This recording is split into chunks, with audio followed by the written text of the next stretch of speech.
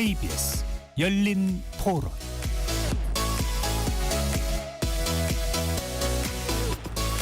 안녕하십니까. KBS 열린 토론 배종찬입니다. 이번 주부터 공식 선거 운동이 시작됐죠. 6.3 대선이 본격화되고 있습니다. 더불어민주당과 개혁신당은 일찌감치 후보가 결정돼 선대위 중심으로 당력을 모으고 있고요. 국민의힘은 후보 결정 과정에서 혼란과 갈등이 발생했는데 빠르게 선대위를 꾸려 선거에 나서는 모습입니다. 이번 대선이 전 대통령의 탄핵 결정 이후 치러지는 조기 대선인 만큼 기존에 적용된 선거 문법, 판세, 또 양상과는 많이 다를 거라고 하는 전망도 나오고 있습니다. 20일 앞으로 다가온 6.3 대선 각 당 준비 상황 짚어보면서 이번 대선의 승부처, 판세 함께 전망해 보겠습니다. KBS 열린 토론 지금부터 시작합니다. 치열한 토론 속에서 더 나은 세상을 찾아갑니다. 올바른 세상을 만드는 첫걸음. 평일 저녁 7시 20분 KBS 열린 토론. 오늘 토론 함께 해주실 네 분 소개합니다. 강전의 국민의힘 대변인 나오셨고요. 네, 안녕하세요. 장윤미 더불어민주당 중앙선대위 부대변인 자리해 주셨습니다. 예, 안녕하세요. 최수영 시사평론가 자리하셨고요. 안녕하세요. 최수영입니다. 최창렬 용인대 특임교수 함께합니다. 네, 안녕하십니까. KBS 열린 토론 문자로 참여하실 분은 샵 9730으로 의견 남겨주실 수 있고요. 단문 50원, 장문은 100원의 정보 이용료가 붙습니다. KBS 1라디오의 모든 프로그램은 유튜브에서도 함께할 수 있으니까요. 많이 들어와 주시고 구독 꾹 눌러주시고 좋아요도 많이 보내주시면 좋겠습니다. 지난 주말 각 당 후보들 11일 공식 등록도 마치고 공식 선거운동도 시작이 됐습니다. 자, 먼저 최수영 평론가께서는 초반 판세 어떻게 분석을 하고 계시는지요? 아무래도 이제 그 이재명 후보는 지금 안정적으로 사실 당내 경선 과정을 거의 뭐 90%에 육박하게 그 지지를 받고 출발하는 거니까 여유 있게.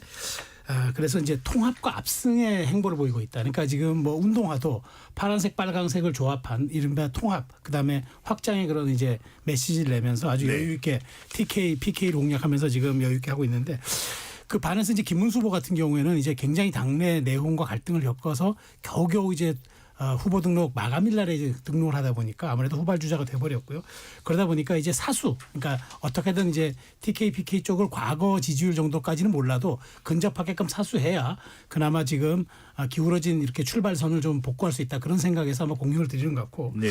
이준석 후보는 그 가장 먼저 벌써 등록하는 후보 아니겠습니까? 저 결정지였고 그래서 좀 뭔가 준비된 캠페인을 벌이고 있는 것 같은데 학식 투어를 통해서 MZ세대를 공략하고 있는데 저는 거기에 담긴 함의가 이른바 식구라는 개념, 우리가 밥을 함께 먹는다는 거는 식구라는 개념이니까 아마 그런 좀 말하자면 젊은 세대에 소구하는 그런 메시지를 강렬하게 부각하면서 각자 나름대로의 전략과 그런 행보가 담긴 좀 대선 전략을 펼치고 있다고 분석하겠습니다. 예, 대선 국면이라서 여론조사가 언급이 되면 바로 개요를 전달드리도록 하겠습니다. 오늘 소개해드린 모든 조사는 중앙선거여론조사심의위원회 홈페이지에서 확인 가능합니다. 한국갤럽이 뉴스원 의뢰로 휴대전화 가상번호 전화면접 조사 방식으로 지난 12일, 13일 만 18세 이상 유권자 1,200명을 대상으로 실시한 조사 결과인데요. 대선에 출마한 인물 중 누가 대통령이 되는 것이 가장 좋다고 생각하는지 묻는 질문에 51%가 이재명 후보로 답변을 했습니다. 최창희 교수께서는 이 국민의힘 쪽에 좀 주목을 한다면 단일화 파장 좀 수습이 됐다고 보시는지요, 아니라고 보시는지요? 지금 이제 대선 캠프에 들어간 인사들이 김문수 후보 캠프에 있던 인사들하고 또 한덕수 전 예비후보 쪽에 있던 인사들하고 같이 결합되어 있는 상황입니다. 지금. 네. 그러니까 지금 언론 보도에 의하면 뭐 그 자체가 좀 맞는다고 할 수는 없다 하더라도 좀 알력이 좀 있는 것 같아요. 다시 말해서 그 김문수 그리고 한덕수 예비 후보와의 그 알력뿐만이 아니라 당내 친윤과 또 김문수 후보와 같이 함께했던 인사들 과거부터 김문수 후보도 정치를 오래 했던 분이니까 경기도지사 2번이나 하고 말이죠.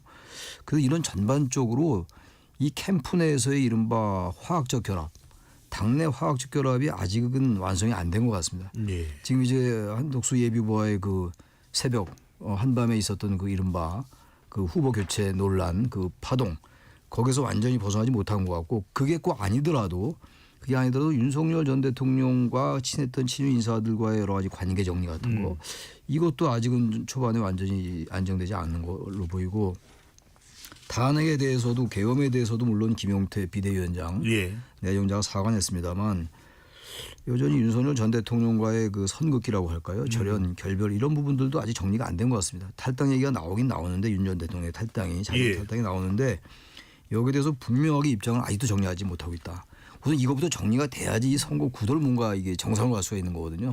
선거 구도 자체가 워낙 지금 민주당에게 유리한 게 민주당이 유리해진 게 아니라 반사 이익에 의해서 그렇게 된 거거든요. 뭐 인물 구도 이런 걸 얘기합니다만 지금 구도가 너무 지금 이렇게 불안한 상태예요. 그러니까 일단 이제 국민의힘 내부가 정리가 아직 덜 됐다고 보는 것이고 그러면서 볼 때 김문수 후보가 빨리 정리 좀 해야 될 것 같아요. 탄핵에 대한 본인의 입장. 소신이 그렇다면 탄핵에 대해서 끝까지 반대하는 것이고 그런 입장 정리할 필요가 있다고 생각합니다. 강재대 대변인 보겠습니다. 이 김문수 후보는 후보자 등록 직후에 의총회에서 당내 의원들에게 큰절까지 하는 등 수습의 노력은 보였는데 맞아요. 여전히 갈등입니까? 어느 정도 수습 국면이 보이는 상황입니까? 수습 국면이지만 완벽하지는 않다라고 말씀드려야 될 것 같아요. 왜냐하면 저희가 8명으로 경선을 시작을 했고 그리고 마지막에는 당 외 인사였던 한덕수 후보와의 단일화. 그러니까 크게 보면 9명이 있었다라고 볼 수 있을 것 같은데 그분들이 지금 원팀이 되지 못하고 있거든요. 그렇기 때문에 캠프 인선에 있어서도 기존에 그 김문수 캠프에 있던 분들이 좀 주축이 되는 것으로 보이고 말하자면 한동훈 전 대표 같은 경우에는 아예 선대위원장직을 맡지 않은 부분들 그리고 한덕수 후보도 성일종 의원은 뭐 선대위원장을 맡지 않겠다라는 것이 아니라 구체적인 롤을 달라라고 이야기를 했지만 지금 전혀 뭐 이렇게 이야기들이 나오고 있는 게 없는 거죠. 또 문제는 홍준표 전 시장 같은 경우에는 탈당계를 내고 지금 미국에 가서 계속적으로 어떻게 보면은 당을 저격하는 듯한 글을 SNS에 올리고 이재명 대표와 오히려 가까워 보이는 듯한 모습들을 보이고 있거든요. 후보는 스스로 어떻게 보면은 그 단일화 과정에 있어서 피해자라고도 할 수 있을 것인데 본인이 큰절을 하면서 본인이 품지 못해서 죄송하다라고 이야기를 했어요. 그런데 당 내에서 다른 생각을 가지고 계신 분들이 아직까지는 화학적 결합이 되지 않은 것이 아닌가. 다만 조금만 시간을 주시면 이것은 자연스럽게 원팀이 될 수 있을 것이다라고 생각합니다. 네. 그런데 지금 남은 시간이 많지가 않은 상황인데 20여일 남았습니다. 장미 변호사께서는 민주당에서는 지금 국민의힘 상황을 어떻게 보고 있을까요?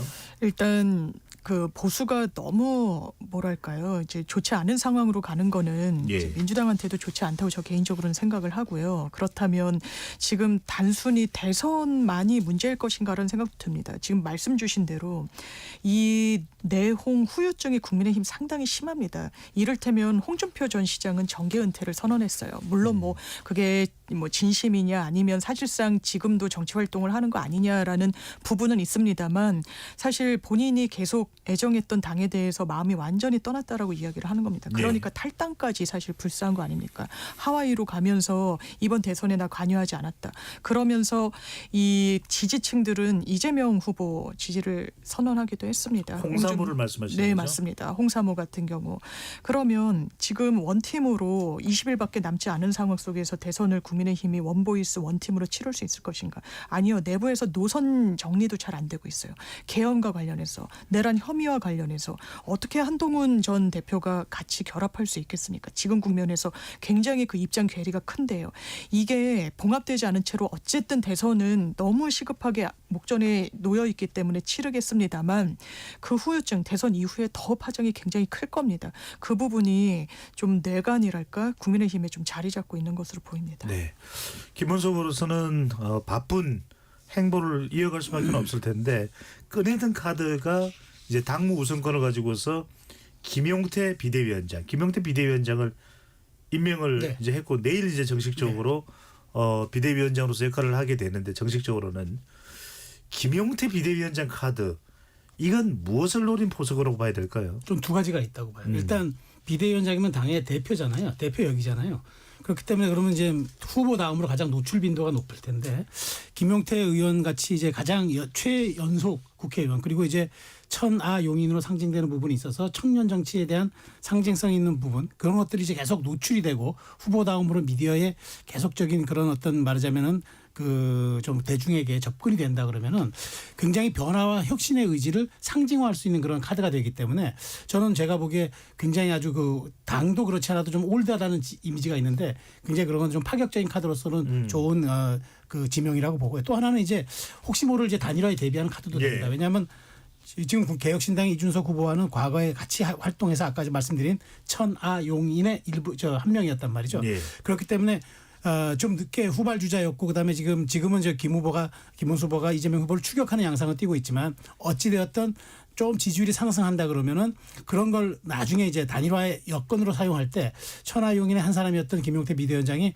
협상 카드도 될 수 있고 그다음에 물밑 조율도 할 수 있고 그다음에 이제 그런 데 대한 결합이 있을 때 어떤 굉장히 좀 시너지가 날 수 있는 그런 인물이 될 수 있기 때문에 저는 그나마 국민의힘이 비대위로 체제로 들어가면서 가장 나은 카드를 선정했다라고 말씀을 드릴 수 있습니다. 네.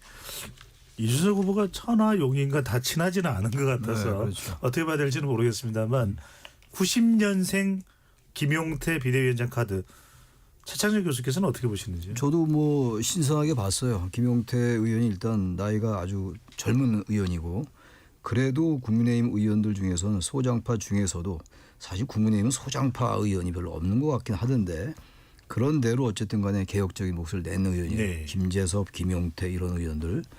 근데 김용태 의원도 사실 냉정하게 말하면 범친윤입니다. 친윤이기 때문에 그래도 어쨌든 간에 그 김문수 후보가 상당히 고심해서 나름의 카드를 마련한 것 같아서 괜찮은데 아닌 게 아니라 이제 들어오자마자 계엄에 대한 사과를 예. 얘기하고 윤석열 전 대통령과의 어떤 그 절연 이런 것들 얘기하고 있는 상황인데 문제는 그겁니다.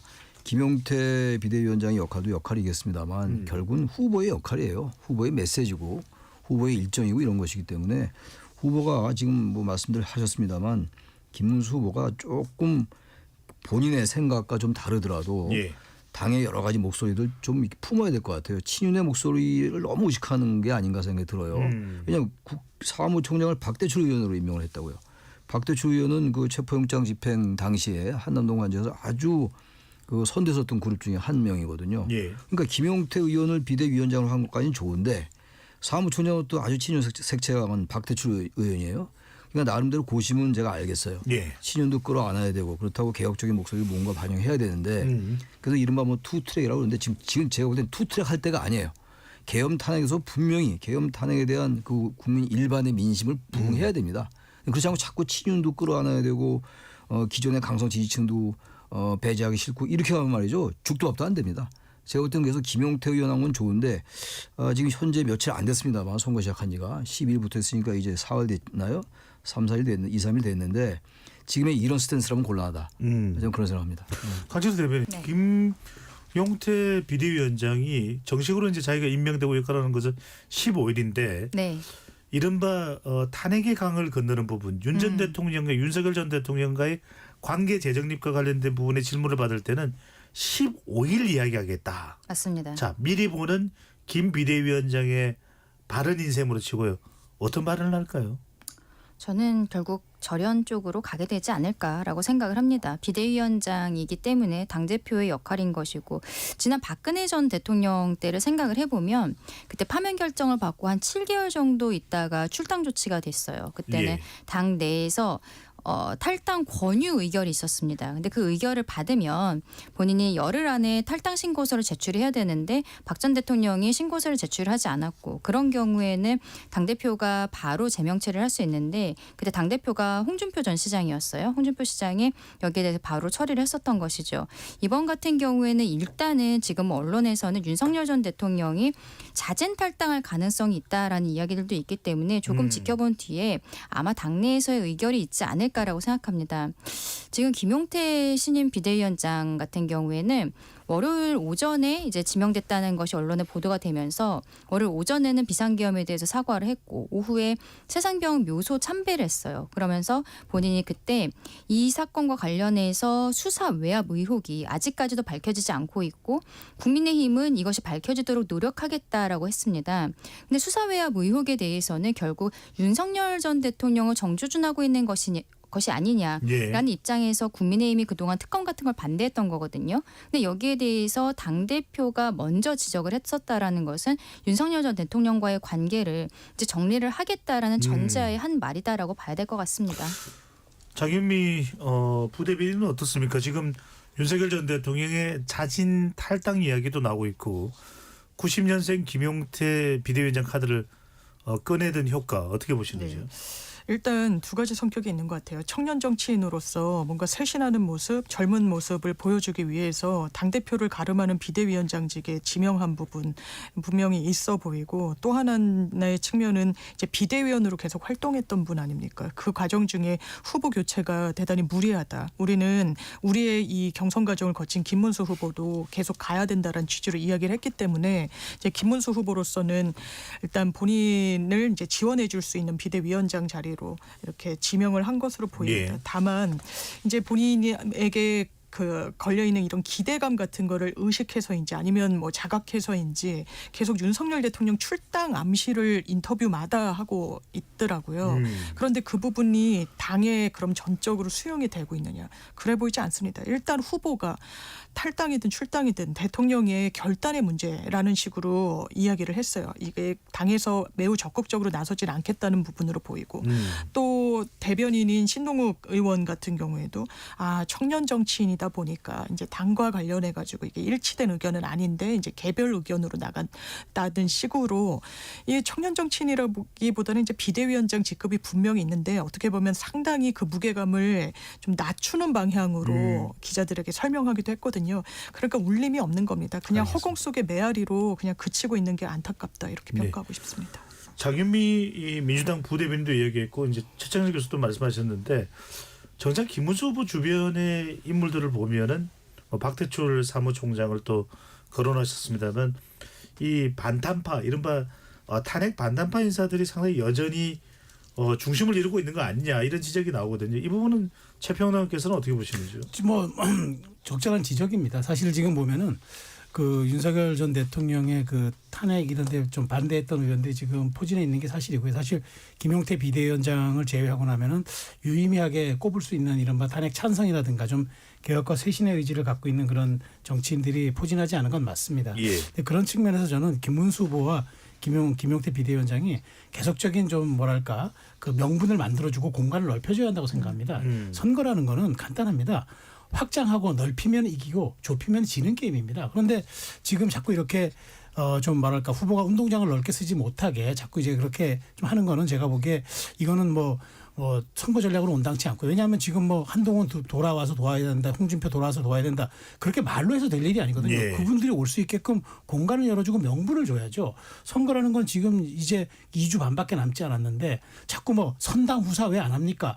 라고 그렇게 공허한 메아리 외치면 어떡합니까? 실제로 역할을 하고 그다음에 본인들이 명분을 해서 걸었던 것들에 대한 세 가지가 있다면 한두 가지라도 받아주는 그런 모습으로서 와야 또 실제 또 중도층에 소구하는 그런 메시지가 나가는 거지. 예. 그렇지 않고 그냥 몸만 합류하는 게 무슨 의미가 있겠습니까? 저는 후보와 비대위의 노력이 더 필요하다라는 말씀드립니다. 알겠습니다. 최창일 교수께 이 질문 여쭤보고, 국민의힘에서 지금 가장 중요한 과제가 되고 있는 것이 이른바 경선에서 경쟁했던 인물들이 도와주느냐 안 도와주느냐, 이 부분을 좀 집중적으로 토론을 해보겠습니다. 최 교수님, 그 토론 전에 나경원 의원은 선대위원장으로 합류하자는 홍준표, 한동훈, 한덕수 세 사람의 선대위 합류를 요청하면서 온갖 조건을 붙이며 도울지 말지를 재고 당을 향해 시비를 거는 것은 해당 행위다라는 말을 했는데 어떻게 보시는지요? 저는 그 말 자체가 해당인 것 같아요. 지금 한동훈 전 대표 예. 지금 얘기하는 게 있잖아요. 전제 조건이 탄핵에 대해서 반대했던 태도를 사과하라는 얘기예요. 그럼 계엄에 대해서 자신 제일 빨리 앞장서서 반대했는데 그러지 않았다라는 걸 지적하고 있는 거예요. 거기서 부응하면 돼요. 거기에 대해서 입장을 분명히 얘기하면 되는 거고, 한덕수 예비후보 같은 경우는 전 예비후보 같은 경우도 지금 상당히 합류하기 어려울 거예요. 그분 스스로가 정치 출신이 아니기 때문에. 그 한덕수 전 예비후보에 대해서도 그렇게 얘기할 게 아니라고 좀 보고, 그렇게 얘기해봐야 한덕수 전 예비후보 같은 경우는 정치할 분이 아닌 건데 감정만 상하게 하는 거 아니겠어요? 그 나경원 의원이 왜 그런 얘기를 하는지 모르겠어요. 그리고 지금 홍준표 전 대구시장은 뭐라고 얘기합니까? 정남이가 떨어진다고 이렇게 보도가 되더라고요. 정남이가 떨어진다 이렇게 얘기했던데 이분들한테 지금 이렇게 해당이라는 단어를 쓰면 어떻게 해요? 어쨌든 선대위가 지금 김문수 후보를 중심으로 해서 뭔가 하나가 돼가지고 그 사람들에게 아까 우리 최소영 평론가 말씀처럼 명분을 주고 말이죠. 그리고 탄핵과 계엄에 대한 한동훈 전 대표의 경우는 거기에 대해서 합당한 조치를 취해주고 예. 이런 다음에도 합류하지 않으면 그때 가서 비판을 해야죠.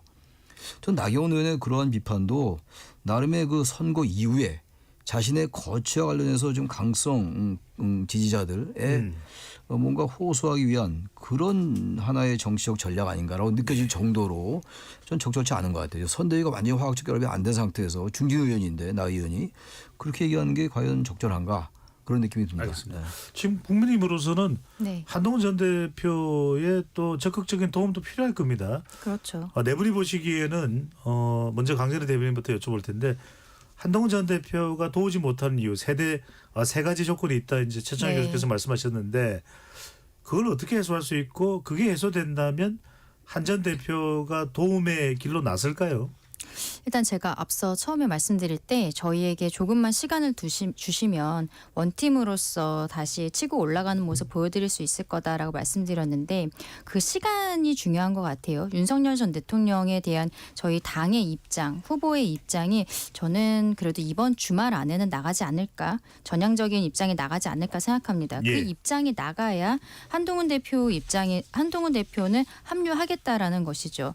근데 한동훈 대표에게 조금 서운한 부분들이 있어요. 왜냐하면 저희가 8명으로 경선을 시작할 때는 어느 후보가 되든지 간에 우리가 원팀으로서 똘똘 뭉쳐서 민주당을 이겨내겠다. 이재명을 막아서겠다라고 서약을 하고 시작했거든요. 아하. 그런데 그때도 이미 뭐 한동훈이라는 사람도 있었던 것이고 그리고 지금 김문수라는 사람도 있었던 것이고 뭐 안철수, 홍준표 다 이렇게 8명이 스펙트럼을 가지고 있었던 것입니다. 그런데 이제 와서 여기에 대해서 받아들이기 어렵다라고 하면서 본인의 어떤 명분 이런 것들을 내세우는 것에 대해 나경원 의원이 바로 그 부분을 지적을 하고 있는 예. 것이거든요. 근데 어쨌든 뭐 한동훈 전 대표가 이러한 윤석열 전 대통령과의 관계가 어느 정도 해소가 된다면 들어올 수 있지 않을까. 그리고 같이 했었던 한동훈 계 의원들이라든지 그리고 측근들이 저희 그 선대위에 거의 합류를 하지 않고 있어요. 지역에서는 뭐 유세를 하는 분들도 계십니다만 예. 선대위에서의 역할을 잘 맡고 있지 않습니다. 이런 알겠습니다. 부분도 조금 더 적극적인 역할이 필요하지 않을까라고도 생각합니다. 장민 부대변인 어떻게 보시는지 김영태 비대위원장이 이렇게 이야기를 했습니다. 대선 승리에 대한 한동훈 전 대표의 마음도 다르지 않을 것이고 선대위에 참여할 의지는 매우 크다고 생각한다. 당이 변화하고 준비되는 대로 연락드려 모시도록 하겠다. 한동훈 전 대표 참여할까요? 네, 제가 한동훈 대표라면 절대로 참여하지 않을 겁니다. 어. 왜냐하면 본인의 정치적 셈법 계산을 할 수밖에 없을 거예요. 지금. 그러면 향후 국민의힘에서 내가 당권을 어떻게 줄지 그리고 어떻게 이 당원들과 시민들 마음을 얻을지 본인이 비교적 일관되게 견지했던 정치 철학이 있어요. 이 계엄 국면에서. 나 계엄에 반대한다. 이건 내란이다. 윤석열 대통령과 김건희 여사와 왜 국민의힘 절연하지 못하는지 의문이다. 아직까지도 그 세력이 국민의힘의 주축이라는 부분에 대해서 굉장히 강도 높은 문제 제기를 합니다. 말씀드렸다시피 좋은 게 좋은 거라고 우리 대선이라고 얼렁뚱땅 본인의 노선까지 폐기해가면서 여기에 힘을 실어준다. 네. 여기 평가 좋지 않게 받을 거예요. 이런 선택지를 한동훈이라는 정치인이 할 리가 만무하고 김영태 비대위원장도 왜 본인이 대리인처럼 이렇게 얘기하는 겁니까? 이게 정치적 예의가 아닌 것 같습니다. 네. 최찬실 교수께 여쭤보고 최수영 평론가로 가겠습니다. 최 교수님 그래도 이 지난 월요일에 김문수 후보가 상당히 좀 의식이 됐던 모양입니다. 12.3 비상계엄에 대해서 사과의 뜻을 밝혔습니다. 네. 이 사과에 대해서 뭐 여러 가지 논란이 있기는 합니다만 계엄은 잘못됐다. 국민들에게 죄송스럽게 사과한다. 이게 일종의 한동훈 전 대표 참여의 여지를 열어놓는 거라고도 봐야 되지 않을까요? 뭐 그건 해석하기 나름인데 계엄에 대해서 김문수 후보가 잘했다고 얘기한 적은 여태까지 없었어요. 탄핵에 대해서 줄기차게 이제 반대했던 거였는데 그러니까 계엄에 대해서도 이왕에 얘기하는 거 그렇게 좀 미진하게 얘기하지 말고 얼마든지 수위를 높일 수가 있는 거거든요. 그래야 지금 이 나름대로 이 국민의힘 내부의 화학적 결합을 도모할 수 있다고요. 예. 그러니까 지금 이제 그 이른바 친윤그룹이라는 사람들 이런 분들은 아무튼 간에 지금 그분들이 어떻게 생각하는지 모른다 하더라도 일반 유권자가 보기에는 친윤, 윤석열, 탄핵된 인물 그리고 여전히 지금도 지금 중도층이 보기에는 썩 그렇게 그 아름답지 않은 모습들 그 모습 저기 한강 공원에 강아지 데리고 나타난다 이런 게 자꾸 예. 연상이 된다고요. 이게 말하자면 어떻게든 정리를 해야 돼요. 물론 그 안에 친윤들의 생각도 있고 친윤을 지지하는 뭐 강성 지지자들을 의식한다 하더라도 말이죠. 전반적으로 탄핵에 대해서 찬성한 국민이 압도적으로 많았다고요. 근데 왜 그렇게 자꾸 얘기를 하는지 모르겠어요. 그렇게 되니까 김문수 후보가 무슨 한동훈 전 대표를 전 후보를 의식해서 그런지 모르겠습니다만 명분을 줄 수가 없어요. 네. 제가 봐도 지금 석동희 변호사가 또 보니까 선대위에 시민사회 특별위원회 위원장인가요? 뭐 이런 거로 들어왔더라고요. 이거 완전 화렴점정이에요. 어떻게 하자는 겁니까? 아니 선거를 치르겠다는 거예요. 말겠다는 거예요. 석동희 변호사는 정말로 아주 정말 계몽령이란 말이 생각날 정도로 탄핵에 대해서 아주 적극적으로 반대했어요. 그 윤석열 전 대통령을 아주 적극적으로 변호했고 변호사니까. 근데 이 선거 국면에서 왜 이런 분을 선대위의 주요 자리에 임명하냐고요. 알겠습니다. 근데 어떻게 들어옵니까? 제가 한동훈 전 대표로 절대로 안 들어옵니다. 자, 이 최창렬 교수님 말씀은 여전히 김문수 캠프의 인사들이 한동훈 전 대표에 대한 거부감이 매우 크다. 그래서 합류하기가 어려울 것이다.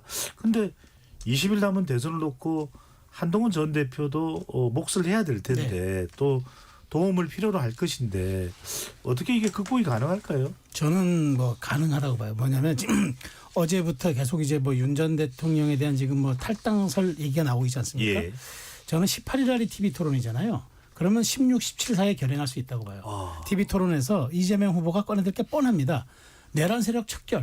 또 내란 프레임 꺼내들 겁니다. 그런데 김문수 후보가 거기서 계엄 사과하고 탄핵에 대해서 아무리 전향적 입장을 밝혀도 윤 전 대통령이 건너가기를 해주지 못하면 김 후보 입장에서는 수세적으로 계속 그 얘기 방어하다 끝납니다. 그러면 국민들 눈에 비치기에는 이 계엄과 탄핵의 강을 저분은 건너지 않았구나라는 인식을 줄 수밖에 없어요. 그래서 저는 윤 전 대통령이 원래 성공한 대통령, 임기 5년을 잘 마친 대통령도 차기 대선이 되면 나를 밟고 넘어가라 얘기를 합니다. 근데 이거는 윤 전 대통령 파면으로 인한 일종의 정치적 보궐선거인데 여기에서 본인의 책임을 지지 않으면 당이 요구하기도 어려운 지점이 있어요. 물론 비대위원장은 출당 요구는 할 수 있어요. 탈당 요구는 할 수 있어요. 그러니까 저는 이제 그게 된다 그러면은 한동훈 전 대표에게는 그게 아마 명분이 될 수 있어요. 그리고 한 전 대표 입장에서 끝까지 캠페인에 참여하기는 어려워요. 왜냐하면 선거 끝나고 당권 생각 안 합니까? 그리고 예. 본인이 전직 당대표입니다. 당대표가 당이 어려움에 처했는데 팔짱 끼고 그 주호영 원내대표, 주호영 부의장 표현대로 하면 집구석에 앉아있다고 표현하던데 그렇게 지금 당이 어려울 때 또 모습을 보여줘야 돼요. 그렇기 때문에 저는 그런 명분이 아마 주말에 갖춰지면 네. 가능하다. 알겠습니다. 이번에는 홍준표 전 시장 이야기를 해볼까요? 미국으로 떠나면서 이번 대선은 이재명 대 김문수가 아니라 이재명 대 이준석의 대결이 될 것이다 이렇게 이야기를 했는데 장유미 부대변인께 이전부터 좀 확인을 해볼게요. 홍준표 캠프의 전직 통으로 활동을 했던 이병태 전 카이스트 교수가 이재명 캠프에 합류한다는 소식이 전해졌었는데 불발이 됐어요. 이유가 뭡니까? 일단 뭐 과거에 뭐 문재인 전 대통령에 대해서 했던 좀 과도한 발언 등 그리고 여러 이제 이슈에 대해서도 좀 부적절한 발언이 있지 않았느냐의 논란이 있었지만 이분께서 어쨌든 홍준표 전 시장의 경제 책사 선생님이라고 지칭되시는 분이고 또 이렇게 메시지를 남겼습니다. 선대위에 참여를 하든 민주당에 지지를 하든 그 여부와 상관없이 이재명 후보의 승리를 바란다는 취지로 언제든지 경제정책과 관련해서 조언할 부분이 있으면 이 부분과 관련해선 지원을 아끼지 않겠다는 취지의 메시지를 남겼습니다. 그만큼 지금 국민의힘 상황은요.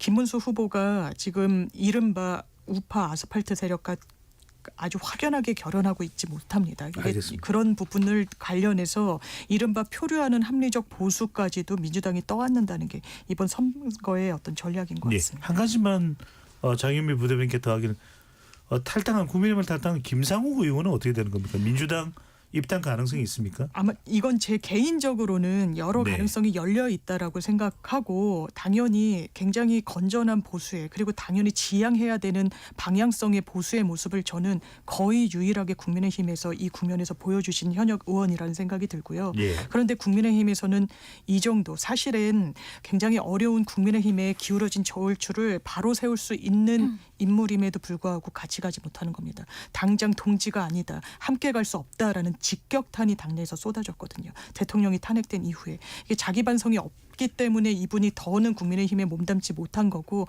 저는 당연하지만 민주당과 함께 갈 수 있는 인사라고 생각합니다. 예. 홍준표 전 시장 얘기를 좀 더 나눠보겠습니다. 최 교수님, 최 평론가 거쳐서 강전의 대변인으로 가겠습니다. 최 교수님. 네. 홍준표 전 시장은 조금 차원이 다릅니다. 무슨 말씀이냐면 이재명 후보가 상당히 적극적으로 포섭하는 모양새예요. 뭐 홍사모, 홍준표를 사랑하는 모임이 이재명 후보 지지선을 냈다고 하는 별개로 이재명 후보가 홍 전 시장을 향해서 낭만의 정치인 홍준표를 기억하며 정계 은퇴에 대한 아쉬움을 밝히기도 하고 막걸리나 나누자 뭐 이런 이야기도 하고요. 개헌에 대해서도 뭐 관심이 있다고 그랬나요? 하여튼 뭐 그런 이야기들을 이거는 어떻게 봐야 될까요? 지금 아직 대선 국면에 국민의힘 경선에 뛰었던 홍준표 전 시장에 대해서 일종의 뭐 구애라 그럴까요? 러브콜 같은 이런 메시지를 보내는 전략은 뭘까요? 단순하게 선거 승리를 위해서 보수 쪽 인사를 끌어들이자 차원을 넘는 것 같아요. 지금 이제 이재명 후보나 민주당 입장에서는 압도적 승리를 해야 된다는 생각이 아주 강한 것 같거든요. 그러니까 내란 종식을 위해서 이른바 내란을 종식시키기 위해서는 압도적으로 이겨야 된다는 것이고 그런 측면에서 TK 지역에도 많은 공을 들이는 것 같아요. 그러니까 홍준표 전 대표에 대해서는 이게 대어 중에 대어죠. 상대방 진영에서 후보가 되기에 충분했던 분이니까 그러니까 다른 보수 인사들 끌어들이는 것과 포용하는 것과는 차원이 다른 겁니다. 홍준표라는 거물을 만약에 마음을 얻을 수 있다면 그야말로 천하를 얻을 수 있다고 생각하는 것 같아요. 단순하게 선거 전략 측면에서 중도 보수로의 외연 확장 차원은 아니다. 그것보다도 넓은 의미를 가지고 있는 것 같고 홍준표 후보가 전 후보가 지금 얘기하는 거 보니까 아주 지금 민주당 국민의힘에 대해서는 일상적인 비판 정도가 아니에요. 당에 대한 애정 어린 비판이 아니고 당을 뭐 탈당한 상황이니까 어쨌든 이재명 후보도 같이 할 수 있는 상황인 것 같아요. 김상우 의원도 아까 얘기가 나왔습니다만 그렇게 된다면 이재명 후보로서는 정말로 이 영토를 이 기존에 얘기했던 것처럼 완전히 중도 우쪽으로 확장하는 겁니다. 알겠습니다. 그러면서 상당히 공을 들이는 게 아닌가 이렇게 보여집니다. 예, 최준평 도 이렇게 되면 상당히 난감할 수밖에 없습니다. 윤여준, 권오래 이재명 후보 캠프 참여 이상의 홍준표 전 시장은 또 TK 지역이거든요. 네.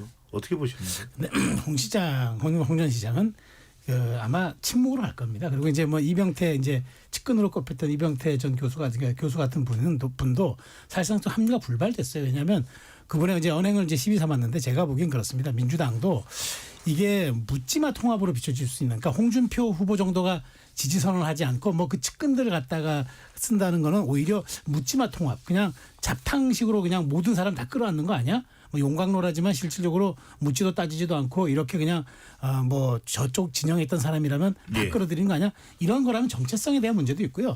저는 홍준표 전 시장이 그다음에 당의 대표를 했고 당의 대선 후보를 한 번 지냈던 분입니다. 그리고 대선 경선에만 2번 나왔고요.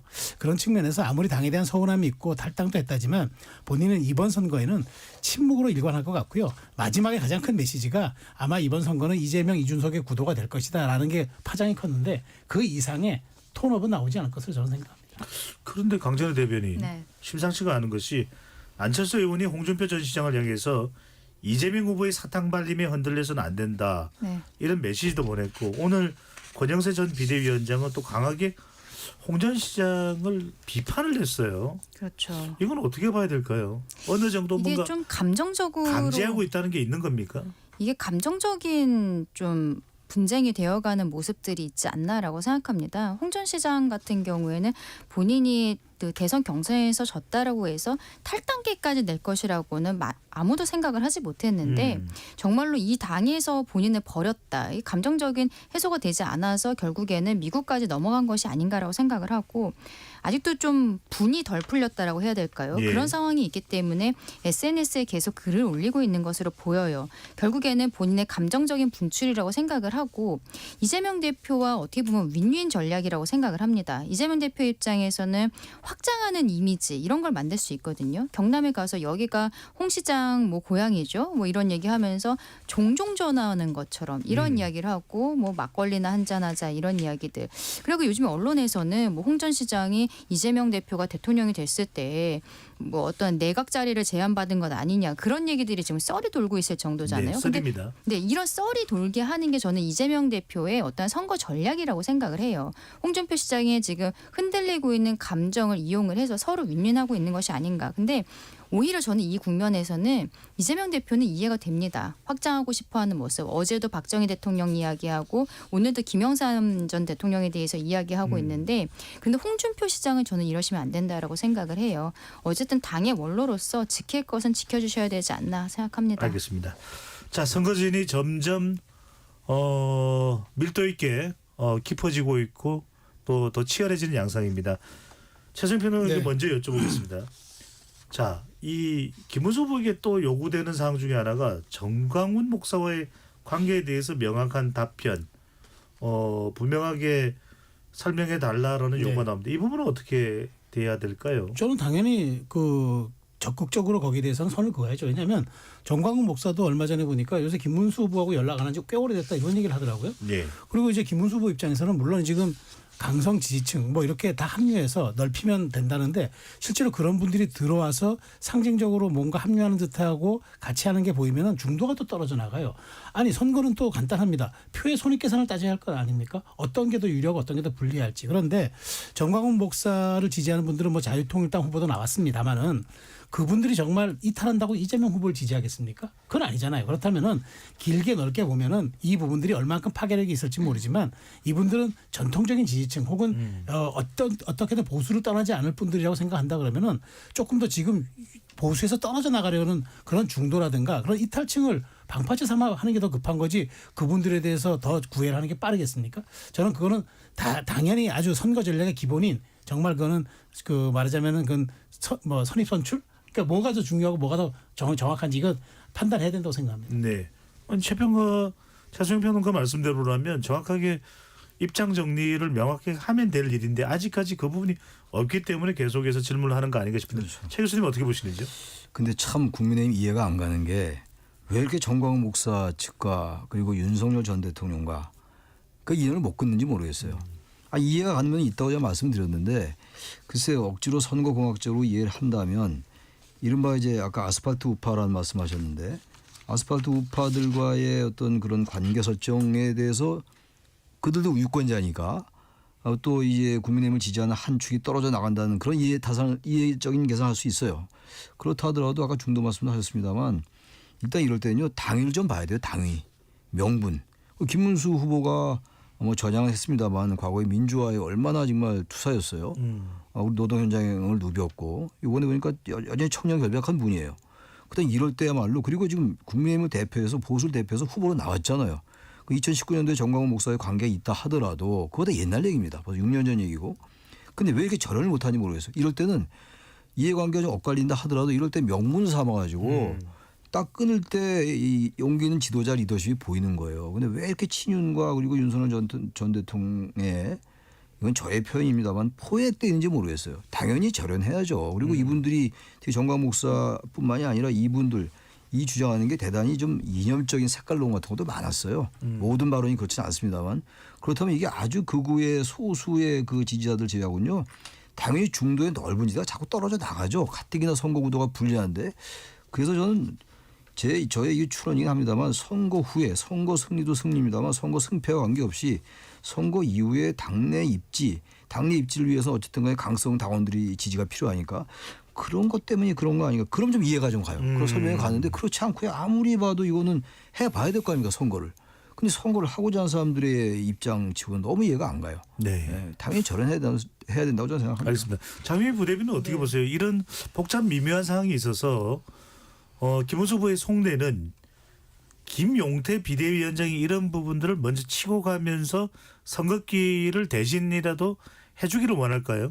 저는 이 정도로 다른 목소리를 내는 걸 원하지 않았던 걸로 보이고요. 그렇기 때문에 김용태 비대위원장이 A라고 얘기하면 당장 그렇지 않다라는 반응이 나온다고 생각하고 만약에 그게 전략이라면 저는 국민들을 상당히 얕잡아 보는 거라고 생각합니다. 이를테면 한 명은 윤석열 전 대통령의 출당 탈당을 이야기하고 후보는 그게 아니라고 이야기를 하면서 이걸 뭐 언론에서 투트랙이라고 하는데 어떻게 여기서 이 말하고 저기서 저 말하는 걸 투트랙이라고 전략이라고 이야기할 수 있습니까? 국민들을 어떻게 보면 혼선을 주는 거죠. 이건 정정당당하지도 않고.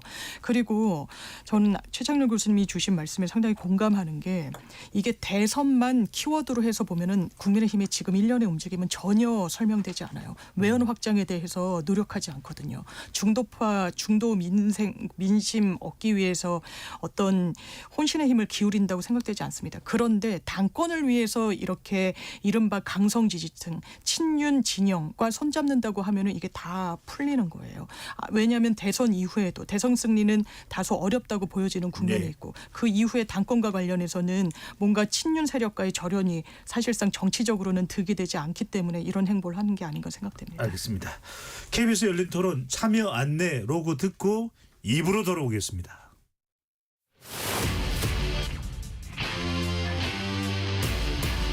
토론에 정답은 없습니다. 토론이 세상을 바꿀 수도 없습니다. 하지만 질문은 새로운 세상을 만들 수 있습니다. 질문으로 올바른 세상을 만드는 첫걸음 KBS 열린 토론.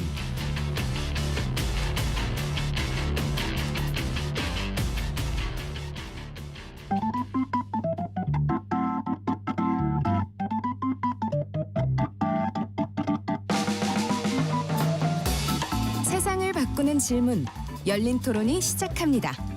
KBS 열린 토론은 언제나 열려 있습니다.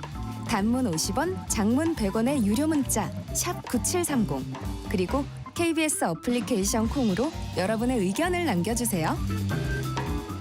KBS 열린 토론 2부 이어가겠습니다. 스튜디오에 최수영 시사평론가, 장윤미 더불어민주당 중앙선대위 부대변인, 최창렬 용인대 교수, 강전의 국민의힘 대변인 네 분과 함께하고 있습니다. 강 대변인께 여쭤볼게요. 지금 TK 대구가 벅적벅적거린다는 이야기를 참 많이 해요. 네. 뭐 대구 사투리로 와 이리 사람이 많노 이런 이야기를 많이 한다는데 지금 뭐 이재명 후보, 김문수 후보, 이준석 후보 다 지금 대구를 향하고 있습니다. 자, 그런데 대구가 다 똑같은 목적으로 방문한 건 아닌 것 같아요. 어떤 이유일까요? 일단은 좀 특이하게도 어제 오늘 일정이 좀 비슷했어요. 어제는 TK 지역, 오늘은 PK 지역으로 주요 후보들이 이동을 해서 유세를 했는데 일단은 김문수 후보 같은 경우에는 지금 당원들의 실망감, 어떻게 보면은 경선이 끝난 이후에 한덕수 후보와의 단일화 과정에 있어서 많이 분열이 되고 혼란스러웠던 것들이 있거든요. 여기에 대해서 당원들께 사과를 하고 일단은 하나 되는 모습을 보여드리는 게 저희의 선거 과정에 있어서는 첫 번째다라고 판단을 해서 대구로 간 것으로 보입니다. 그리고 이재명 후보 같은 경우에는 어떻게 보면은 지난 대선의 바로 다음 날부터 이미 대선 캠프를 꾸렸다라고 해도 저는 과언이 아니다라고 생각을 하는데요. 최근에도 경청 투어 이런 것을 하면서도 대구 쪽을 굉장히 많이 갔었어요. 그리고 정식으로 선거운동 기간 됐을 때도 또 역시 대구 쪽을 중심으로 했습니다. 민주당 같은 경우에는 어느 정도 승기를 잡았다라는 판단 하에 결국에는 TK 지역에서 높은 득표율을 얻게 된다면 더욱더 큰 정당성이 생기는 정말로 통합되는 이런 후보가 될 수 있다. 그런 대통령이 될 수 있다라는 이미지를 만들기 위한 것으로 보이고 이준석 후보는 본인이 지금 보수의 적장자라고 이야기를 하고 있거든요. 그렇기 때문에 어떻게 보면은 본인의 지역구는 경기도권에 있는데 TK와 PK 지역에서 전통 보수 지역에서의 표를 지금 원하는 상황이 아닌가 그렇게 보입니다. 알겠습니다. 최평론가님. 네. 민주당에서는 지금 어떤 얘기를 하고 있냐면은 지난 대선에서 TK 지역 윤석열 후보 73.89%, 이재명 후보 22.76%. 그러니까 이재명 후보가 고향이 경북에 있지만 25%를 넘지는 못했거든요. 이번에 30%를 넘을 수도 있다. 넘는 것을 노린다. 이런 이야기도 나오는데 어떻게 보십니까? 가능할 것으로 보이나요? 저는 캠페인에 따라서 가능할 수도 있다고 보는 게 지난번 대선에서 이재명 후보가 자기 고향인 안동에서조차 29.2 그 마의 30% 벽을 못 넘었어요. 근데 지금은 뭐 사실은 예단할 수는 어렵지만 지금 갖고 있는 TK에 대한 어떤 그런 강력한 그런 말하자면은 집중력, 그다음에 지금 캠페인하고 있는 걸 보면은 지금 TK, PK에서 승부를 걸어보겠다는 그런 생각이 들어요. 그러니까 그게 뭐냐면 압승 전략. 좀 전에 강진호 변호사 잘 설명해 주셨는데 이게 과반까지 근접해서 승리하게 되면은 아주 전국 주도권을 쥐고 또 출발하게 되니까. 근데 그런 측면도 있지만 TK에서의 또 한 표를 뺏어오는 거는 실제 두 표를 뺏어오는 그런 그 효과가 있는 거거든요. 지난번 대선에서 윤 전 대통령이 70% 후반부에 득표를 했는데 만일 그런 측면에서 이번에 TK에서 이재명 후보가 30%를 돌파한다 그러면은 사실상 지난번 0.73%포인트의 패배잖아요. 그렇다면 그건 그 가능성은 사라지게 되겠죠. 오히려 승리 가능성은 높아지지만 한 표가 아닌 두 표를 뺏어오는 효과가 있기 때문에 이재명 후보 입장에서는 굉장히 영민한 대선 전략을 펼치고 있고 그게 저는 어쨌든 결과가 어떻게 나타날지는 주목이 된다 말씀드리겠습니다. 예, 최 교수님 어떻게 보십니까? 상당히 이번에는 영남권 표심이 다를 것이라는 전망도 있고 북적북적 후보자들이 지금 집중적으로 대구 경북을 방문하고 있습니다. 어떤 현상으로 봐야 될까요? 그러니까 이제 이재명 후보는 아마 과반 획득을 노리는 것 같아요. 지금 과반 획득을 한 후보는 18대 대선 때 박근혜 후보밖에 없었어요. 네. 51% 좀 넘었었잖아요. 51.6%. 네, 그 외에는 다 50%가 안 됐었어요. 득표율 자체가. 이번에 과반을 획득하기 위해서 어쨌든 TK 지역에서 30% 넘어야 된다는 그런 어떤 필요에 의한 것이고 여기서 우리가 또 다른 관점에서 하나 봐야 될 게 그래도 TK 아니겠어요? 민주당하고 TK하고 뭐 이건 물과 기름인데 그런데도 불구하고 왜 이렇게 TK를 공략하느냐. 이유는 그거긴 한데 50% 넘기 위해서는 TK의 지지가 필요합니다만 이렇게 할 수 있는 이유가 탄핵안을 못 건너서 그래요. 국민의힘이. 탄핵과 계엄에 대해서 국민 일반의 민심에 부응했을 말이죠.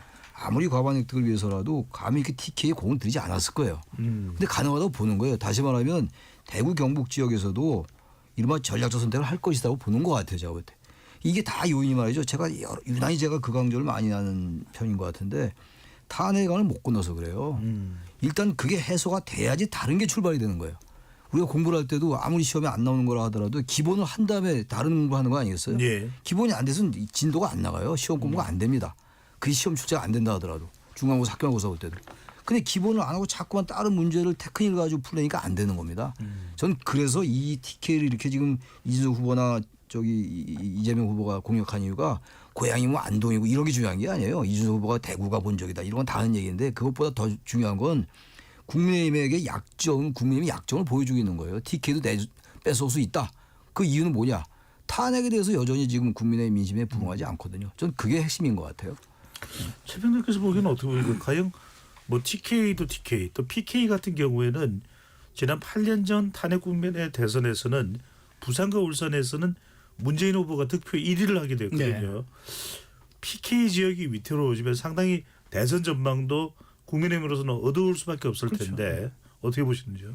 그러니까 지금 말씀하신 점에 이제 지난번에 문재인 전 대통령은 이제 PK 출신이니까 그나마 이제 그때는 탄핵 정국에서도 굉장히 그 말하자면은 그 명분을 갖고 밀어붙이는 그런 사안이었기 때문에 가능한데 근데 지금은 제가 보기에 TK, PK가 국민의힘이 그 좀 아까 말씀드린 대로 몇 가지 명분이라든가 탄핵의 강이라든가 이런 좀 말하자면 그런 것들에 대한 선제적 조치가 있고 그다음에 반성과 혁신의 모습이 따르지 않으면은 저는 위험하다고 봐요. 그렇기 때문에 저는 이번에 이제 그 한동훈 전 대표가 요구했던 뭐 3가지 조건이라든가 이런 것들에 대해서 당이 선제적으로 받아주고 캠페인을 해야 돼요. 그러지 않고 무작정 우리에게 그러니까 텃밭이고 우리가 이제까지 늘 지지하던 데니까 관성적으로 우리를 지지해달라. 그거는 반 이재명 전선 그 하나만 가지고는 어렵고 국민의힘이 왜 그래도 우리 보수 성지라고 하는 TK와 거의 유사한 그 PK를 왜 대표할 수 있는지 그걸 설명을 해야죠. 대선이라는 게 전망형 투표고 비전형 투표인데 그것에 대한 것 얘기가 없이 무조건 이재명만은 막아야 합니다. 이 얘기는 저는 소구력이 없다고 봐요. 예. 그런 측면에서 캠페인 무조건 간다고 중요한 게 아니라 그 전략들을 미리 수립하고 조금 설득력 있게 만든 다음에 저는 또 접근해야 된다. 꼭 그 말씀 드리고 싶어요. 알겠습니다. 자, 이번 대선을 놓고서 별다른 변수가 없는 대선이 되고 있다. 왜냐하면 이재명 후보와 관련된 사법 리스크가 공직선거법 파기환송심이 6월 18일로 변경되면서 사라졌다. 이런 분석도 나오는데 그럼에도 불구하고 부각되고 있는 것은 바로 조희대 대법원장과 관련된 부분입니다. 청문회에 이어 이번에는 이제 특검법까지 발의가 됐고 공직선거법 개정에도 이제 민주당이 적극적으로 나서고 있는 모습인데 자, 이 내용으로 좀 토론을 해보겠습니다. 먼저 장혜미 부대변인에게 상당히 이 지금의 이제 일반적인 판세를 말하는 겁니다. 일반적인 판세로 이재명 후보가 상당히 좀 앞서가고 있는 판세, 일반적인 판세를 말씀드립니다. 그런데도 굳이 좀 여론의 이 반작용, 부작용도 있을 수 있는 사법부 조희대 대법원장에 대한 압박 어떻게 보시는지요? 일단 뭐 여러 갈래를 좀 나눠서 생각해 볼 필요가 있다라고 보여지는데요. 일단 꼭 이재명 후보와 관련해서가 아니라 지금 대법원이 어떤 구조적인 문제를 좀 노출시켰는지에 대한 문제의식이 공유되고 있는 것 같습니다. 이를테면 이런 거예요. 저희 사건을 하다 보면 재판에 거의 모든 걸 거신 분들이 상당히 많습니다. 그만큼 시간 비용이 드는 절차거든요. 억울해서 참다가 가는 게 1, 2, 3심 마지막 관문이 대법원입니다. 그런데 이번에 대법원 뭐라 그랬습니까? 이거 기록 제대로 보고 검토한 거 맞냐? 판단할 때 수기하고 공론화돼서 토의한 게 맞냐라고 물었을 때 기록 원래 관행상 안 봐도 된다라고 이야기합니다. 국민들이 뭐라고 생각하시겠습니까? 꼭 이재명 대표, 이재명 후보에 대한 지지자가 아니더라도 재판받는 분들이 황당하셨을 거예요. 딱 대법원 구성원이 14명 있거든요. 한 명은 법원행정처장이라 민사, 형사 어떠한 재판에도 관여하지 않습니다. 그런데 이 13명이 모든 사건을 다 할 수 있다라고 해서 증언에 항상 입법론적 어떤 대안이 모색될 때마다 비토하고 반대했지만 네. 굉장히 엉성하게 사건 처리를 한다는 걸 보여준 거예요. 여기에 대해서는 당연하지만 국민들에게 닿는 법률 서비스의 향상을 위해서라도 대법원 증언 등의 구조적인 문제는 필요하다 이렇게 생각합니다. 알겠습니다. 지금 대법원 민주당 의원이 발의한 것은 대법관을 100명으로 늘리는 내용인 거죠? 30명이 더 구체적으로 논의되고 있는 사안으로 알고 있습니다. 100명은 아니고요. 예, 아마 네. 일부 의원이 했지만 그게 구체화될지는 저 개인적으로는 의문입니다. 알겠습니다. 강재료 대변인은 대선 국면에서 조희대 대법원장과 관련된 사안이 부각되는 부분 어떻게 보시는지요? 저는 오늘 조희대 대법원장이랑 대법관들 모두가 불출석하지 않았습니까? 불출석 사유서를 그저께 냈는데 민주당에서는 내심 기뻤을 것이라고 생각해요. 본인들이 강성 지지층들이 있기 때문에 어떠한 절차를 진행해야 되는 부분들이 있고 지금 특검까지 이야기하고 있지만 대선 전에 이거 처리하지 않을 거라고 예상하거든요. 결국에는 이런 것이 사법부에 대한 압박이고 상권분리 원칙에 대한 침해라는 것 누구보다도 잘 알고 있습니다. 하지만 여기에 대해서 어쨌든 강성 지지층들이 원하는 모습을 보여줬어야 됐는데 만약에 오늘 조희대 대법원장과 대법관들이 출석을 했다면 우리 열린 토론에서 첫 번째 꼭지로 그거 다뤘을 거예요. 그 네. 이슈를. 그런데 나오지 않았기 때문에 이 후반부에서 하고 있는 거거든요. 만약에 첫 꼭지에서 모든 언론의 첫 꼭지에서 이 사건을 다루게 된다면 이재명 대표의 사법 리스크가 요즘에 약간 잠잠한 국면이 있었는데 다시 이야기가 나올 수밖에 없는 거죠. 심지어 그저께는 배우자인 김혜경 씨 같은 경우에도 공직선거법 150만 원 항소심 선고가 있었거든요. 네. 부부가 둘 다 공직선거법으로서 피선거권이 박탈되고 그리고 선거운동 자체를 할 수 없는 형이 확정될 것이 어느 정도 예상이 됨에도 불구하고 무죄 추정의 원칙이라는 것이 있기 때문에 이분들이 한 명은 대선 후보가 되고 한 명은 후보의 배우자로서 선거운동을 하고 있는 네. 것입니다. 오늘 대법원장과 대법관들이 나오지 않은 것에 대해서 민주당은 오히려 고맙게 생각하고 있을 것이다. 다시 한번 말씀을 드리면서 이런 특검 같은 경우에도 만약에 민주당이 정권을 잡게 된다면 그때는 본인들의 입맛에 맞게 다른 형태로도 모든 것들을 할 것이라고 저는 생각을 해요. 이거 알겠습니다. 굳이 통과시키지 않을 것이다 생각합니다. 네. 김혜경 여사 배우자와 관련된 부분은 김건희 여사 이야기도 할 테니까 잠시 뒤에 하기로 하고요. 네. 조희대 대법원장이 부각되는 민주당 주도로 부각되는 부분 최 교수님 어떻게 보시는지요? 글쎄요. 굳이 저도 이럴 필요 없을 것 같은데 선거 구도 자체가 지금 민주당에게 상당히 유리한 게 부인할 수 없는 사실인데다가 이것도 아마 제가 봐도 이거 강성 지지자 의식하는 것 같아요. 그러니까 대법원이 이번에 정치에 개입했다. 그리고 대선의 한가운데 깊숙이 들어왔다. 그런 비판에서 자유로울 수 없다고 저도 생각해요. 굳이 그렇게 대선 앞두고 재판을 빨리 할 필요가 없었는데 파기환 원심을. 아무튼 그러나 대법원은 대법원 나름대로 판단을 한 겁니다. 거기서는 약간의 비판의 소지가 있다 하더라도 네. 그렇다고 해서 대법원장을 청문회를 하고 탄핵도 나왔었지만 탄핵은 이제 들어갔습니다만 특검법을 통과시키고 이런 움직임들 통과되지 않았습니다만 이런 부분들은 대법원의 문제가 좀 있다 하더라도 대법원의 판결도 우리가 비판할 수 있어요. 존중하되 비판할 수 있는 겁니다만 좀 굳이 이렇게 삼권 분립을 와해시킬 수 있다. 삼권 분립을 침해할 수 있다라든지 사법부를 압박한다는 비판할 수가 있어요. 그런 명분을 주는 거거든요. 선거 보면서 굳이 이렇게 하는지 모르겠어요. 제가 봐도 선거 때까지 20일밖에 안 남았는데 그때까지 어떤 더 이상 추진하지 않을 것 같은데 네. 이런 부분들은 전 민주당이 뭐 제도적 자제 뭐 이런 얘기 식상한 얘기 하지 않더라도 조금 저는 절제할 필요가 있다고 생각해요. 네. 최재형 평론가는 어떻게 보시는지 그리고 이 부분이 대선에 미칠 영향은 또 어떻게 보시는지요? 그 민주당이 지금 앞서 나가고 있다라는 자신감 때문에 아마 이렇게 좀 강하게 밀어붙이고 대선 이후에 만일 이제 과반을 넘게 되면은 사법개혁 국민이 공약 우리가 그렇게 했는데도 불구하고 우리를 과반 이상 선택했으니까 이거 우리가 밀어붙이겠다. 아마 명분 쌓기용으로 지금 하는 것 같아요. 그런데 만일 여기에서 근데 이제 이번 주말이라든가 다음 주 초에 지지율이 또 출렁거리거나 예. 여기에 대해서 사유를 물었을 때 사법부에 대한 과도한 압박에 대해서 우리가 지지를 처리하게 됐다. 이렇게 되면 또 급변할 것 같아요. 왜냐하면 선거는 뭐 지지율의 등락폭을 어떻게 줄이냐의 싸움이기 때문에 민주당이 지금은 간보기를 하고 있다. 사법 흔들기에 대해서. 근데 지금은 뭐 이게 가능해 보이는 듯 싶지만 지금 최 교수님 말씀하셨지만 이게 이제 중도가 굉장히 민감하게 반응할 사안이거든요. 사법부의 어떤 그 잘못을 지적하는 것과 사법부를 아예 통제하려고 법안을 만드는 건 이건 차원이 다른 문제고 사실 그런 건 OECD 국가가 해야 할 일이 아니죠. 삼권 분립이 명백한 나라에서 정치 권력이 삼권 귀일을 하겠다. 하나로 우리가 다 모든 걸 통제하겠다. 그게 민주적 통제인가요? 그건 아니죠. 그건 오히려 독재적 방식이고 연성 독재에 가깝죠. 네. 그런 것들이 이슈가 될 경우에는 민주당은 바로 또 발을 빼거나 여기에 대해서 처리할 가능성도 있다고 봅니다. 알겠습니다. 장희미 부대변인 추가 의견이 있으면 말씀하시죠. 일단 대법원의 판결에 대해서 법원 하급식 판사들이 문제 제기하는 경우가 극히 드뭅니다. 그런데 지금 어떻게 합니까? 전국 법관회의가 열리고 있어요. 판사들이 소집을 원했기 때문입니다. 이 사안으로 상당히 사법부가 정치의 한복판으로 들어가는 것 같은 오해를 자초한 부분에 대해서는 자기 반성이 최소한 필요하다고 생각합니다. 네. 강철희 대변인 또 하나가 이제 김건희 여사가 네. 공천 개입 의혹과 관련해서 검찰에 출석 요청을 받았는데 응하지 않기로 알려지고 있습니다. 원래대로라면 오늘 출석해야 하는데 불출석 사유서를 제출했다고 하는데 불출석하는 사유 내용은 뭡니까?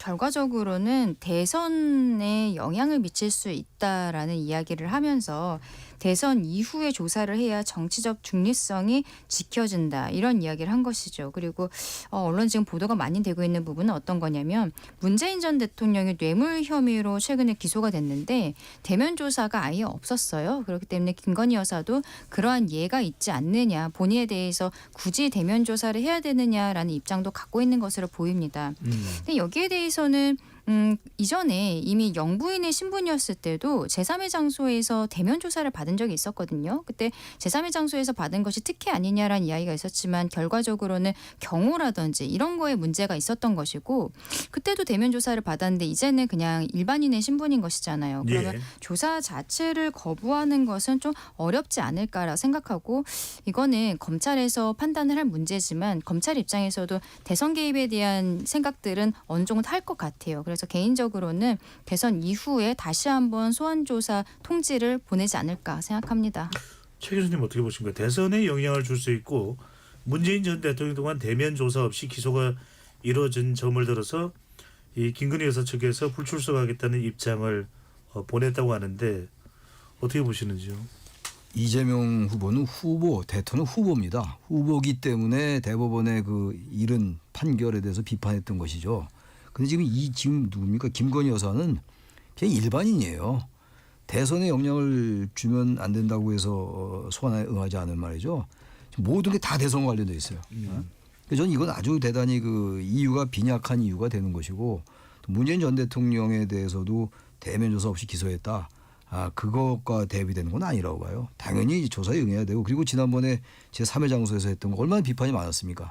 당연히 지금 김건희 여사는 일반 국민입니다. 일반 국민의 일반 시민이기 때문에 특혜처럼 비치는 걸 해서는 안 되죠. 전 김건희 여사의 이런 얘기들 전 명분이 없다고 봅니다. 최병근 교수님 네. 김건희 여사 관련된 부분 어떻게 보시는지요? 아니 김혜경 민주당 김혜경 씨에 대해서도 그 민주당이 선거를 미뤄달라고 했는데 했잖아요. 2심에서 마찬가지입니다. 그러니까 우리 헌법 11조 1항이 모든 국민은 법 앞에 평등하다는데 일단 대통령 재임 시절에는 경호상의 문제 때문에 별관에서 출장 조사를 받았던 것까지는 여러 가지로 한켠 이해가 되지만 지금은 말씀하신 그대로 자연인 신분이 됐고 전직 대통령 부인의 신분이 됐으면은 저는 선거에 어떤 영향을 끼칠지 모르겠습니다. 뭐 출두하는 모습이 대선에 보수 진영에 좀 부정적 영향을 끼친다고 하더라도 저는 오히려 법 앞에 평등하고 전직 대통령 부인이라도 당당히 조사받는 모습이 오히려 저는 그게 보수 진영의 그 법 앞에 평등이라는 측면과 그다음에 누구도 예외 없다라는 그런 메시지 차원에서라도 나쁘지 않다고 보는데 그건 조금 개인적으로 이 문제를 너무 국한해서 본 게 아닌가 그런 생각이 듭니다. 네. 강정희 대변인께 여쭤보겠습니다. 김혜경 여사의 그 2심 선고를 말씀을 하셔서 공직선거법 위반 혐의 김혜경 김혜경 여사에 대한 이 부분이 이제 원심과 같은 벌금 150만 원형이 2심에서 선고가 된 거죠. 2심에서 선고가 된 거죠. 네, 맞습니다. 자, 이 2심 판결이 대선에 어떤 영향을 줄까요? 아닐까요? 저는 개인적으로는 이게 대선에 영향을 줄 정도의 사안은 아니라고 생각합니다. 지난 대선에서 김건희 여사와 그리고 김혜경 씨 둘이 다 배우자들이 나와서 사과하는 모습들을 보이지 않았습니까? 네. 그때는 이런 의혹들이 드러나던 상황이었던 것이고 이게 김혜경 씨 같은 경우에 결국에는 기소가 돼서 재판을 받고 있는 상황 그리고 김건희 여사도 여기에 대해서 뭐 수사를 받고 있는 상황이라고 보면 될 것 같은데 이게 우리 국민들께서 이미 오랫동안 알고 계셨던 사안일 뿐만 아니라 또 이재명 대표 스스로의 사법 리스크가 있기 때문에 배우자에 대한 150만 원 형이 나왔다라고 해서 후보 본인이 이미 파기환송을 받은 것 이상의 뭐 어떤 파괴력이 있을 것이다라고 생각하지는 않습니다. 네. 뭐 그렇게 선거에 미치는 영향이 비중이 있는 인물인지는 모르겠습니다만 최찬일 교수께 이 부분을 좀 여쭤보겠습니다. YS 차남 김영삼 전 대통령의 차남인 김현철 김영삼 대통령 기념재단 이사장 YS 때는 이른바 소산이라고 불리면서 상당히 권력 영향력도 끼쳤던 인물로 기억이 되고 있습니다. 이준석 후보 지지를 선언했네요. 근데 특이한 점은 2017년 대선에서는 문재인 2022년 대선에서는 윤석열 후보 지지한 후보가 당선이 됐거든요. 네. 그래서 이른바 뭐 스페인 문화 아니냐 뭐 이런 이야기도 나오는데 이걸 아주 심각하게 볼 내용은 아닐 수도 있습니다. 뭐 어떻게 보시는지요? 그렇게 대선에 큰 변수가 될 것 같지는 않고요. 게다가 이준석 후보 지지잖아요. 지금 이재명 후보 지지도 아니고 그 이준석 후보가 될 가능성이 전혀 없다고 할 수는 없다 하더라도 아무래도 지금 이 지표상에 여론조사 지표상에 지금 뭐 상당히 후발주자로 나와 있잖아요. 이번엔 글쎄 2017년도, 2022년도에 다 이기는 쪽에 섰는데 그래서 이번엔 잘 안 맞을 것 같아요. 제가 볼 때 이거 큰 변수 안 될 것 같습니다. 근데 그런 어쨌든 간에 전 대통령의 그 아들이니까 김현철 뭐 소통령이라고까지 얘기가 나오지 않았어요. 그 당시에. 그래서 나름대로 이제 보도를 하는 건데 제가 볼 때 큰 의미를 부여하기는 어렵다. 저는 그렇게 봅니다. 네. 최근에 그래도 전직 보수적 성향의 대통령의 아들이고 또 이전에 당선자를 맞춰왔다는 의미에서 같은 보수인 성향의 김문수 후보가 아니라 이준석 후보를 지지하는 발언을 한 부분은 어떻게 볼 수 있을까요? 저는 이제 이렇게 봅니다. 김영삼 전 대통령이 사실은 대도부문이라는 이제 기치를 내걸었고 그다음에 재임 시에 전두환 노태우를 역사의 법정에 세워서 내란 혐의로 심판받게 하지 않았습니까? 그런데 지금 어쨌든 내란 혐의로 대통령은 파면이 됐고 그 보궐선거 성격으로 치르는 이번 선거에서 김문수 후보에게 YS의 적장자가 지지를 선언한다? 참 정치적으로 쉽지 않았을 거라고 저는 봐요. 그런 측면에서 그렇다고 본인이 이재명 후보를 지지할 수는 없고 그렇다면 차선책으로 저는 이준석 후보를 지지했다. 그러니까 결국 보수가 그 김영삼 전 대통령이 상징하는 어떤 상징 자본의 그 유산을 가진 아들로서 결국 김문수 후보를 선택할 수 어려웠기 때문에 그 차선책인 이준석 후보를 선택함으로써 그나마 보수의 방파제 역할을 그냥 자임한 것이 아닌가. 저도 이 정도의 해석은 할 수 있지만 이것이 이번 선거에 뭐 굉장히 뭐 파괴력과 어떤 굉장히 영향력을 끼치면서 좌지우지할 정도의 그런 사안은 아니기 때문에 제 해석 정도로 하는 게 맞다고 좀 봅니다. 짧게 하나만 확인하고 있습니다. 최창혁 교수께서 한국 정치사를 꿰뚫고 계시니까요.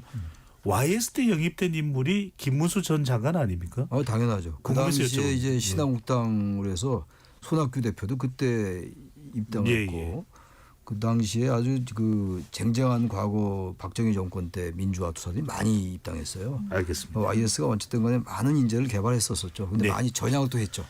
네. 자, 오는 일요일 첫 TV 토론이 됩니다. 네 분께 짧게 이번 첫 TV 토론의 쟁점이 뭐가 될지를 한번 여쭤보면서 오늘 토론을 마무리하려고 합니다. 먼저 장윤미 부대변인부터요. 저는 먹고 사는 문제라고 생각합니다. 지금 대한민국의 시대 정신은 정말 국민들의 생업이고 이 부분과 관련해서 준비된 후보가 누군지 이번 TV 토론을 통해서 국민들이 확인하실 수 있을 겁니다.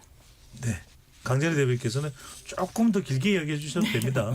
네, 저도 먹고 사는 문제가 가장 중요하게 될 것이라고 보고요. 근데 그 이전에 어떠한 전제 조건이랄까요? 이런 것으로서 저는 이재명 대표보다도 이준석 후보 측에서 더 많은 공격이 들어올 거라고 생각해요. 윤석열 대통령과의 관계. 근데 저도 개인적으로는 앞서 최수연 평론가님 말씀해 주신 것처럼 일요일 예. 토론 이전에 당과 윤석열 전 대통령과의 관계는 어느 정도 정리가 되지 않을까라고도 생각합니다. 예, 알겠습니다.